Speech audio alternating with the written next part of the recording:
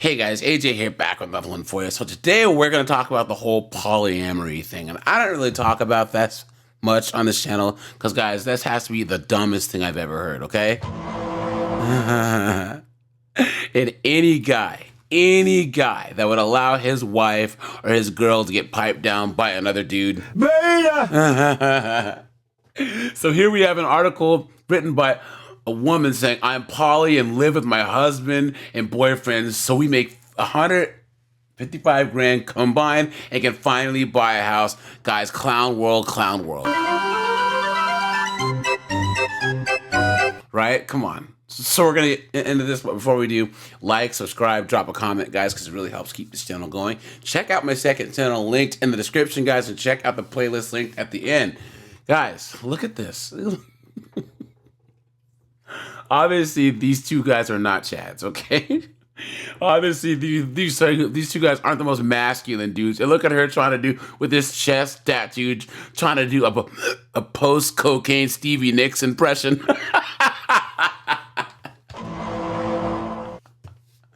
Look at that.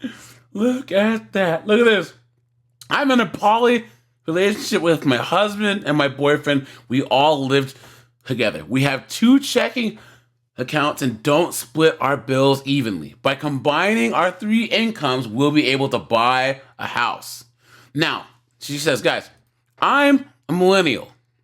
This means that, like so many in my generation, I've had rough times financially because you are a woman. I'm facing student loans, high inflation, and stagnant wages. So the cost of living is high. And fortunately, I'm not a trust fund kid with wealthy relatives, right? Isn't it funny, guys, sidebar, how chicks like this whine about capitalism and all this stuff, but then she's talking about trust funds. Okay.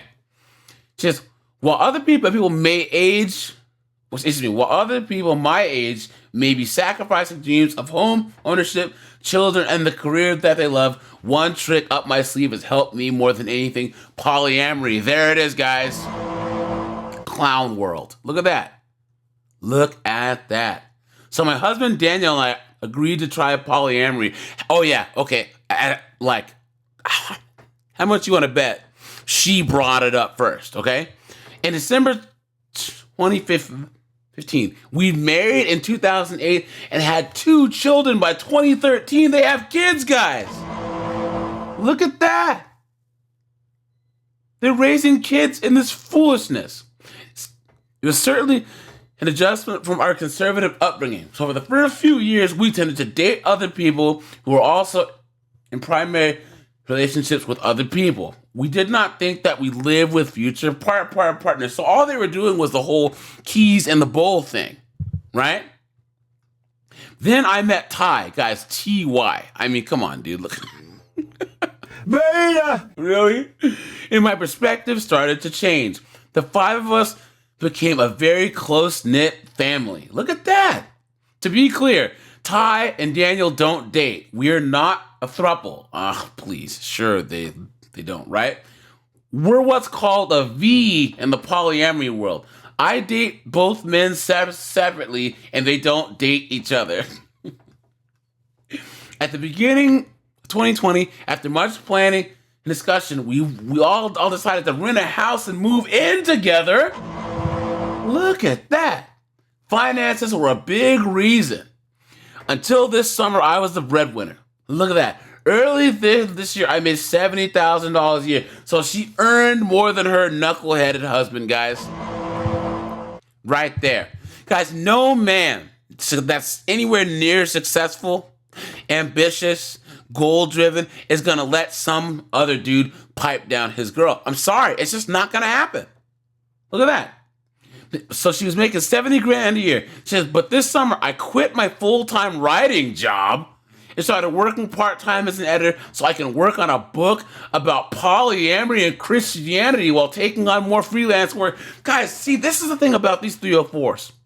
And guys, I'm on this channel, we have done lives about this rise in Christian feminism.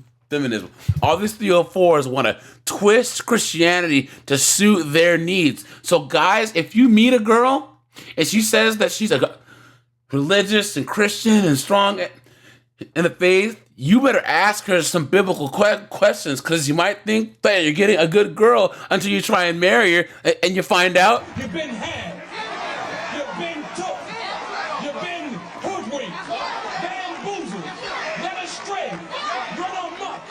and next thing you know, some beta is trying to move into your house. Please look at that. So she wants to write a book on polyamory and Christianity, right?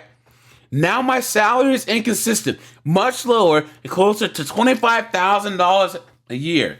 Daniel, who's her husband, is a teacher at a private school, makes $55,000 a year, and carries health insurance for me, the kids, and himself. This job is recent, and it has enabled me to follow my freelancer dreams and write my book. Meanwhile, Ty makes $75,000 a year as a local banking corporation's process manager. He decided to get his bachelor's degree in software engineering. He has no student loan debt thanks to higher education, and he's worked for almost a decade. So, look at this. So, guys, both of these guys are working and supporting her, right? And they're sharing this chick that they're supporting, Clown World. Look at this. Look at that. So she makes barely any money, lives off of her husband's insurance, and these guys pay the bills. Guys, guy on the left, beta. Guy on the right, beta. You guys, what are you doing? Look at that. And she's got student loans. Look at that.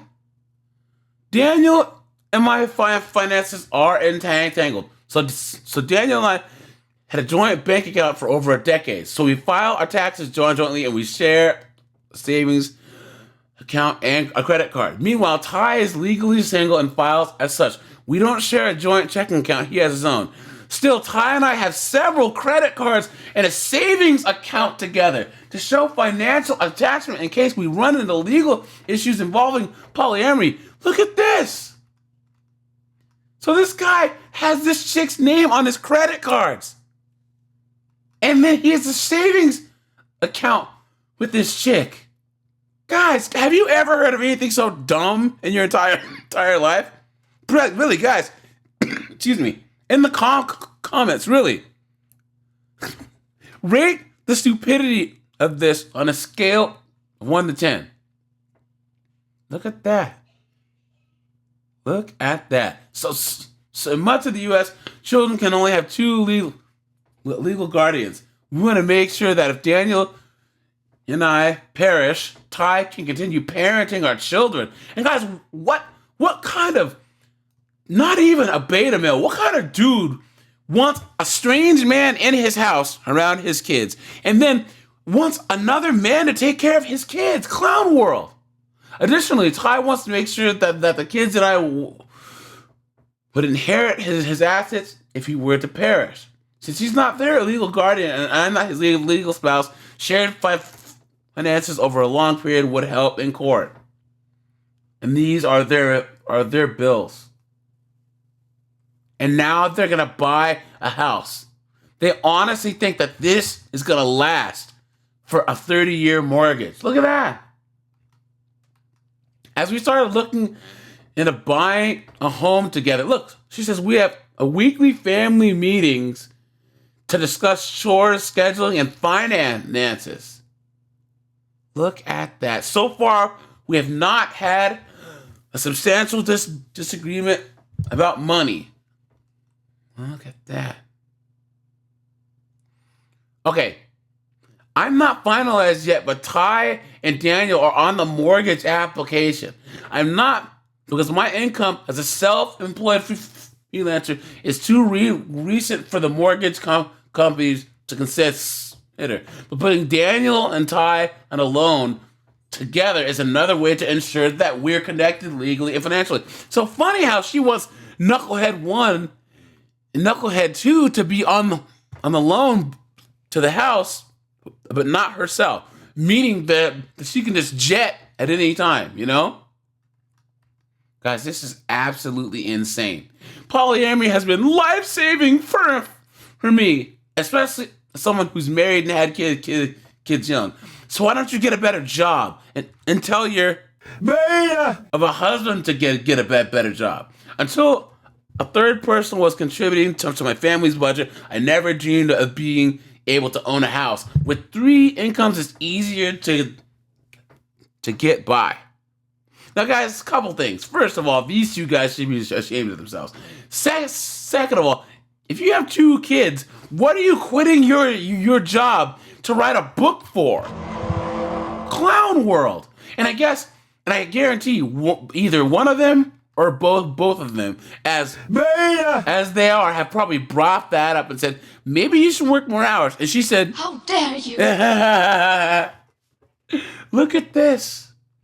Guys, this has to be the most ridiculous thing that I've ever seen. Look at that.